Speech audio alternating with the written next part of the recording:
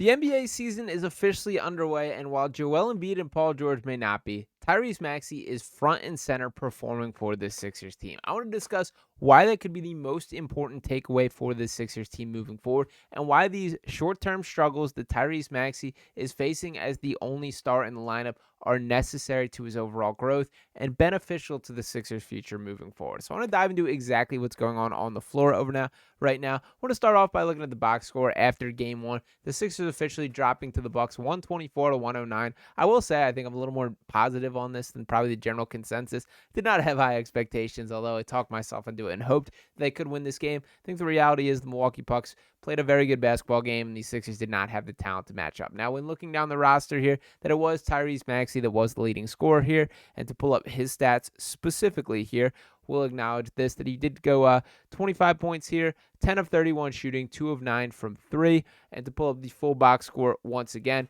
not a lot of help beyond that. That it was Kelly Oubre who did drop 21. I thought Kelly had an overall very good game.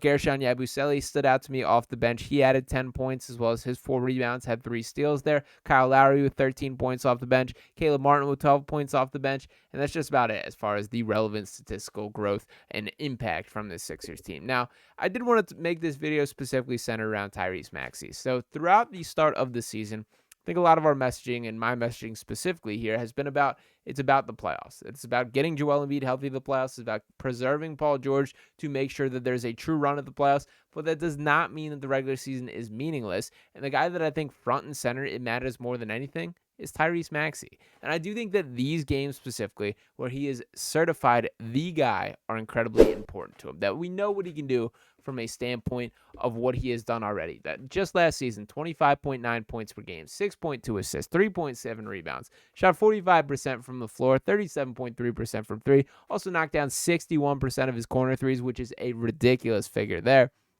But this season, expectations change year in and year out. And this season, more so than ever, because our guy Tyrese inked this 5-year, $204 million extension with the Sixers. So for Tyrese Maxey, this is no longer this fun, young, up-and-coming, potential, exciting player. This is now the guy that is paid to be a max contract guy. Now, I'm not here in this video to rain down and criticize Tyrese Maxey. For what it's worth, I'm overall net positive for what he was in the first game. I like that he went down swinging. I like that he took 31 shot attempts. I understand it's not going to translate to winning like that, particularly when you are shooting 10 for 31 from the field overall. But I do think it's necessary for him to take on these challenges, to look at Gary Trent in the eyes and say, dude, you're playing about as good a defense as I've ever seen on me, and I'm still going at you. That Gary Trent, for what it's worth, there was a pretty good battle going on in the early parts of this game where Trent was full out ball denial, not letting him get a touch of the ball. Maxey found a way to overcome that. That it was Caleb Martin setting off ball screens. Those are the type of battles that I want to see him go through. But I think the question that I want to have answered as this season progresses, and particularly in the period of time without Joel Embiid and Paul George, is what is Tyrese Maxey? What is his future outlook? Now, I'm not talking far off in the future, but we got to speak realistically that when looking at this Sixers team, Joel Embiid is on the north side of 30, that he's cleared 30 years old, and he wasn't even ready to suit up for opening night this season. Paul George, 34, 35 years old, and a guy that is certainly in the twilight years of his career, while I still believe that he can produce for the next 4 seasons of his contract. And I do think that the worst case with Paul George, to pull up his stats specifically here, in the worst case, this guy's a high-level catch-and-shooter, 34 years old, 22.6 points per game last year, and what excites me the most about this, 41.3% three-point shooter last year, 45.7% from the corner there. What I'm comfortable with about Paul George is I know the version of him that continues to, as he regresses, as he ages, that shooting touch does not go away. And I do think, like, while you're not paying him to be a max contract guy to just be a spot-up shooter, that if he can still knock down those shots at a high level, that's a positive the Sixers can continue to lean on. But for Tyrese Maxey right now, at 23 years old, still at the early part of your development, what is the growth pattern for you? Now, I think everything across the board has been incredibly complimentary of Tyrese Maxey, and justifiably so. I can speak on a human being level from my interactions with Tyrese that he's legitimately one of the nicest human beings that I've ever met, and certainly in the NBA setting there. I can also speak to all that he's done in the community outreach, that I've been to turkey drives that Tyrese Maxey's done. I've been to gift donations during Christmas. Every single holiday, he's got something going. I can speak on the court for how talented and how good that he's looked. But when speaking about the long-term view of the Sixers franchise, is it Tyrese Maxey that is that guy, that certified 1A? And that is why I think it's important to kind of figure things out right now. I'm not going to fully judge things based on the early parts of the season for if Tyrese Maxey can be that guy. But what I am curious about is looking towards what are these patterns? Where is he struggling? And he did struggle in night one. There's nothing wrong with that, but we should acknowledge it. Now, Tyrese took things head on himself, as he typically does.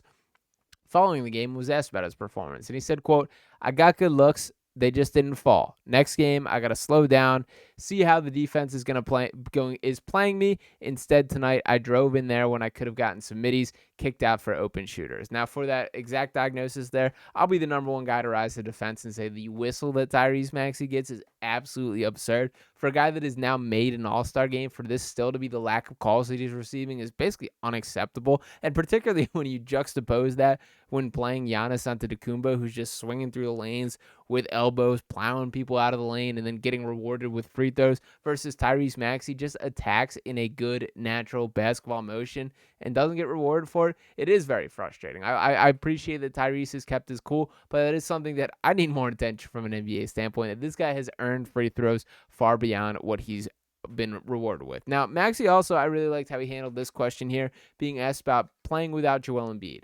And shout out to Zach Shavalella of Philly Sports Network here that he was asked about us. And he tweets out an emphatic Tyrese Maxey when asked about the team not playing well without Joel Embiid. And Maxey said, quote, "We've played one game.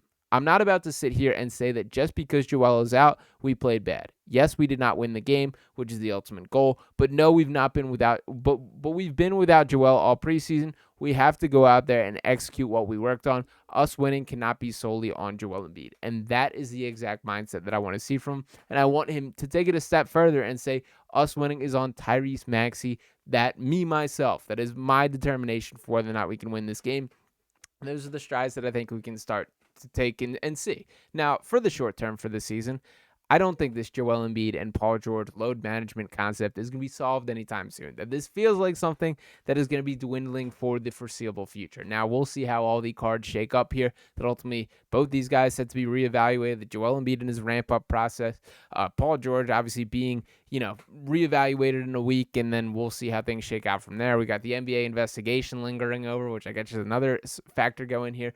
My bottom line of this is that this doesn't feel to me like this is going to be cleaned up by next week, that this feels like an ongoing season-long issue.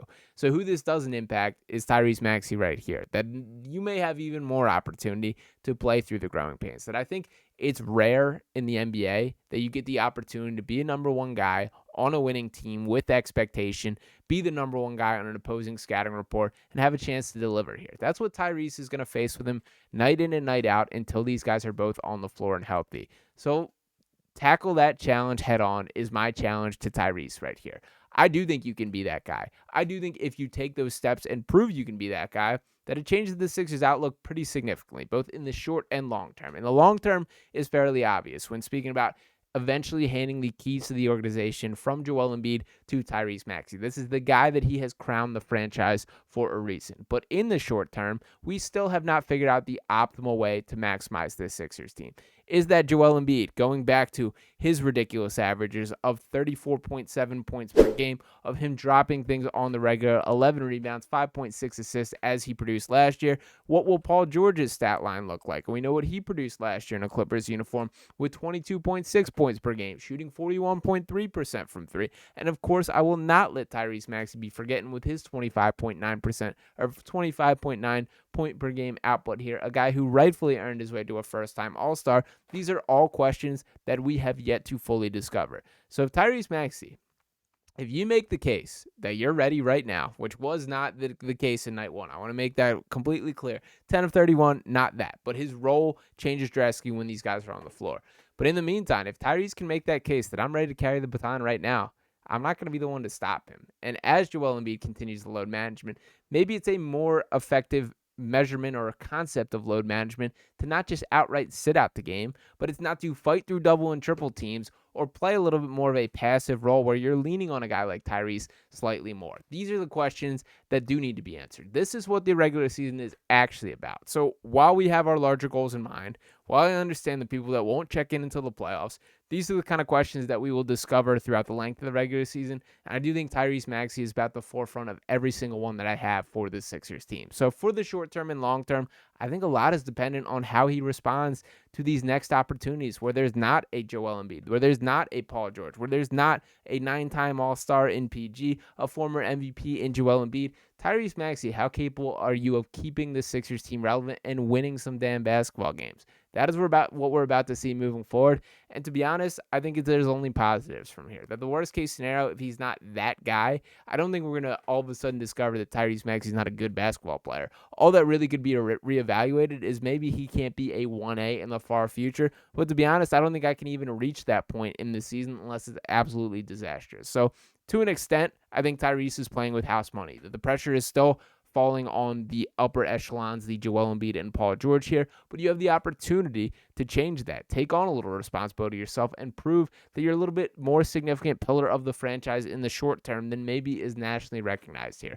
I do think there's a likely world where we zoom out and zoom back in at the end of the regular season, going into playoffs, and we're talking about Tyrese Maxey as our very clearly second best player. I've heard a lot of conversation about Paul George being labeled that guy, and that could be the case as well. But I think Tyrese Maxey is ready to take that step, and I think that starts in the short term while these guys rest up, heal up, and try and get healthy now. So for Tyrese, I just challenge you to take this challenge head on and show you what you truly can do. We've seen him improve year in and year out, and I expect it to be the exact same case this season. So whatever you're seeing that you have in mind for Tyrese Maxey, I think is slightly too low right now. I think that he's going to respond to this positively moving forward, and I think we're going to see some big things from him while the big fella and Paul George find a way to get healthy. So let me know what you guys think in the comments. What is the future that you see for Tyrese Maxey? How soon is his timeline, and could he be a guy that is a number one on a championship team in the long run? Let me know what you guys think in the comments. As always, appreciate each and every one of you guys for tuning into this video here.